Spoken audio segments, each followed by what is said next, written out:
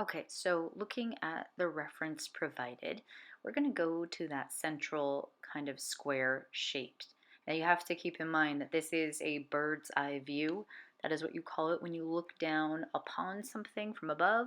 So this is bird's eye view of a city, and we're starting off again with that square. I measured mine as 1 by 1, although you could go a little bit larger than that.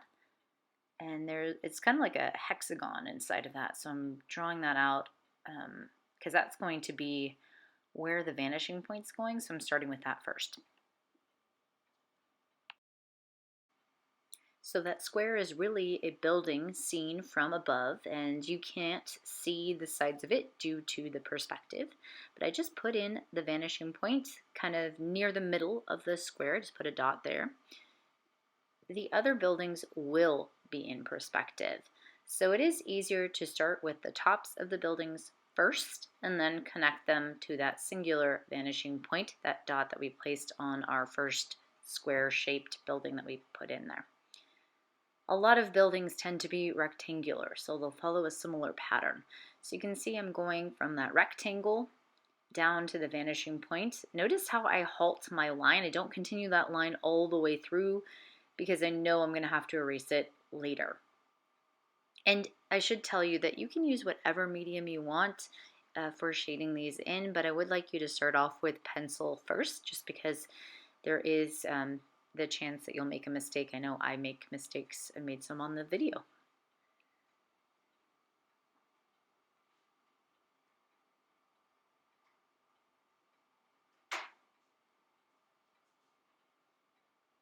So that is just a little bit of sidewalk going back around the building.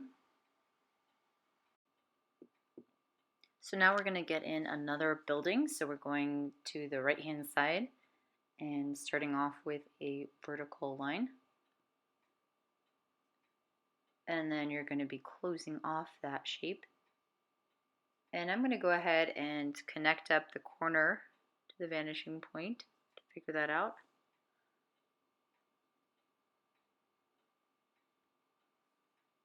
Oh, because the top of that building is going off the page. That's why.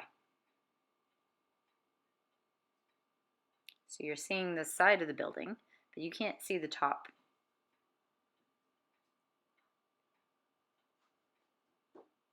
So that can happen. The top is moving with beyond our vision.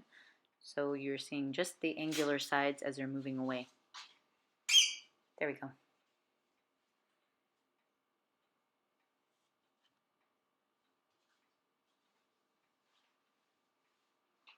So you can freehand draw some of this stuff. Like there's a little strip of land that the building's sitting on. You can freehand draw some things, but not the lines that angle back to the vanishing point. You do need to use a ruler or a straight edge. You can see I really prefer the drafting tool. I have both there because sometimes it's nice to be able to measure, but that drafting tool is really handy because you can see through it. And here's another building where you cannot see the top of it. It's going off page.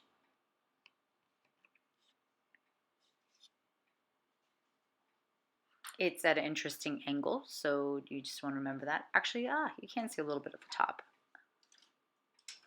but just a sliver. And you want to remember the rule of parallelograms, so parallel angles here, or angular transfer, because that can help you to get it correct.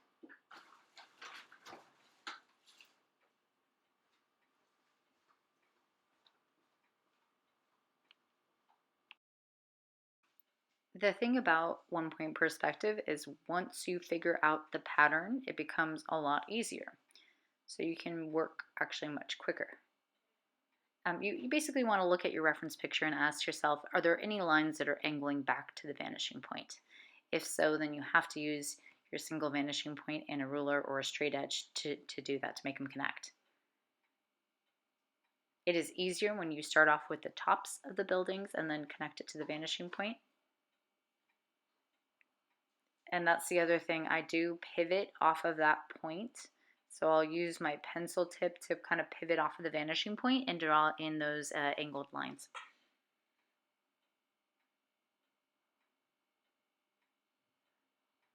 And this is kind of like assembling a puzzle piece or a puzzle. You're putting in all these interlocking shapes, and they have to kind of make sense because it is a city block viewed from above.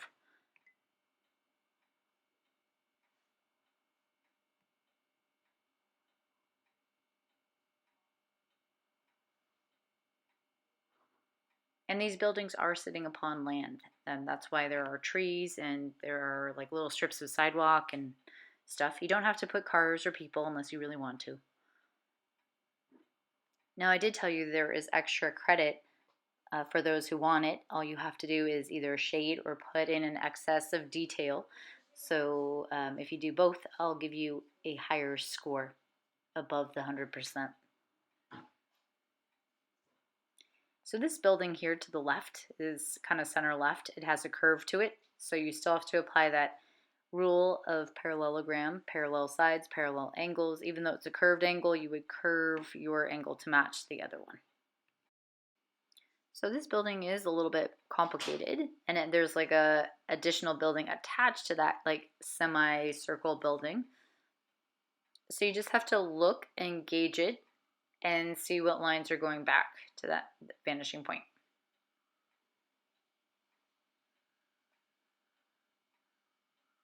So what you are doing is essentially a form of drafting.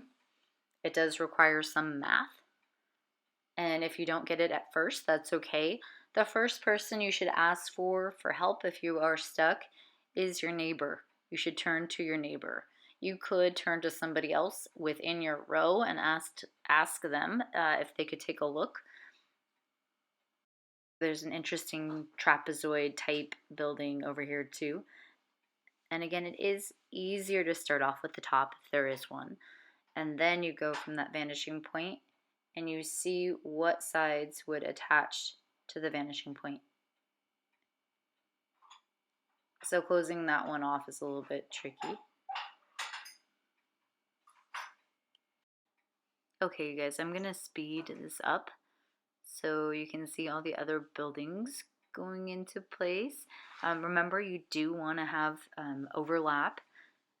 On this drawing, you don't really have diminution because it's from above, except for the fact that the buildings are getting narrower as they go down.